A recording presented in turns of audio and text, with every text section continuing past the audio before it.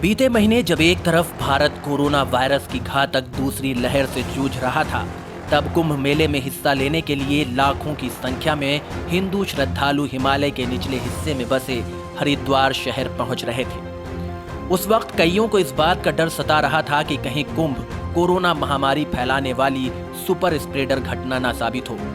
ऐसा लग रहा है कि अब वो डर हकीकत में तब्दील हो गया है। कुंभ से लौट कर आए लोगों की कोरोना रिपोर्ट अब पॉजिटिव आ रही है और संभवतः देश के कई इलाकों में अब कुंभ संक्रमण के फैलने का कारण बन रहा है। जब 15 मार्च को कुंभ आयोजन में हिस्सा लेने के लिए महंत शंकर दास हरिद्वार पहुंचे थे, तब देश के दूसरे हिस्सों में कोरोना के मामलों में तेजी देखी जा रही थी।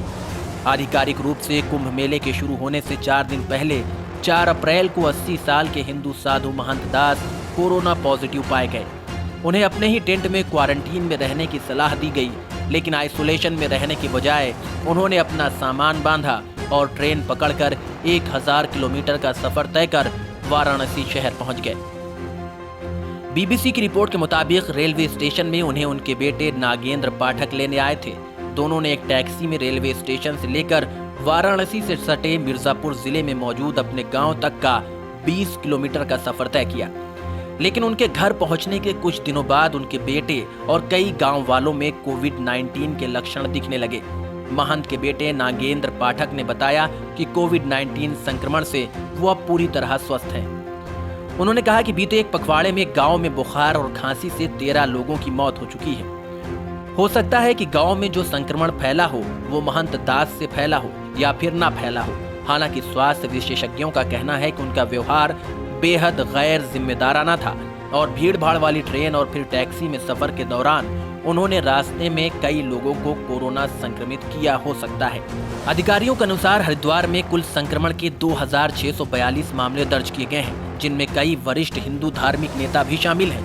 वो लोग जो यहाँ से घर लौटकर कोरोना पॉजिटिव पाए गए, उनमें पूर्व मुख्यमंत्री अखिलेश यादव और नेपाल के पूर्व राजा और रानी ज्ञानेंद्र शाह और कोमल शाह शामिल हैं। कुंभ से लौटने के बाद मुंबई के एक अस्पताल में बॉलीवुड के जाने माने संगीतकार श्रवण राठौर की मौत हो गई। एक अखाड़े के 9 साधुओं की भी कोरोना के कारण मौत हो गई। कोरोना संक्रमण फैलने की आशंका को देखते हुए कई राज्य सरकारों ने कुंभ से लौटने वाले श्रद्धालुओं के लिए 14 दिनों का क्वारंटीन जरूरी कर दिया और अपनी यात्रा के बारे में जानकारी छिपाने वालों के खिलाफ सख्त कार्रवाई की भी चेतावनी दी। कुछ राज्य सरकारों में कुंभ से लौटने वालों के लिए RT-PCR टेस्ट कराना अनिवार्य किया, लेकिन कुछ ही राज्यों के पास ऐसे यात्रियों की पूरी सूची है और तो और किसी राज्य के पास उसकी सीमाओं में प्रवेश कर रहे लोगों की टेस्टिंग और ट्रेसिंग के लिए फुल प्रूफ व्यवस्था नहीं है। बीते 2 सप्ताह में पूरे भारत से कुंभ मेले से लौट रहे लोगों के कोरोना पॉजिटिव आने की खबरें मिल रही हैं। राजस्थान में प्रशासन ने कोविड-19 संक्रमण मामलों में विशेषकर ग्रामीण इलाकों में तेजी से बढ़ोतरी होने के लिए कुंभ से लौटे श्रद्धालुओं को जिम्मेदार ठहराया है। देश में पूर्व में बसे राज्य ओडिशा में कुंभ से लौटे कम से कम 24 लोगों का कोरोना टेस्ट पॉजिटिव आया है। गुजरात में एक ट्रेन से सफर करने वाले कुल 313 यात्रियों में से कम 34 कोरोना पॉजिटिव पाए गए। मध्य प्रदेश के एक कस्बे में कुंभ मेले से लौटे 61 में से 60 यानी 99% श्रद्धालु कोरोना संक्रमित मिले।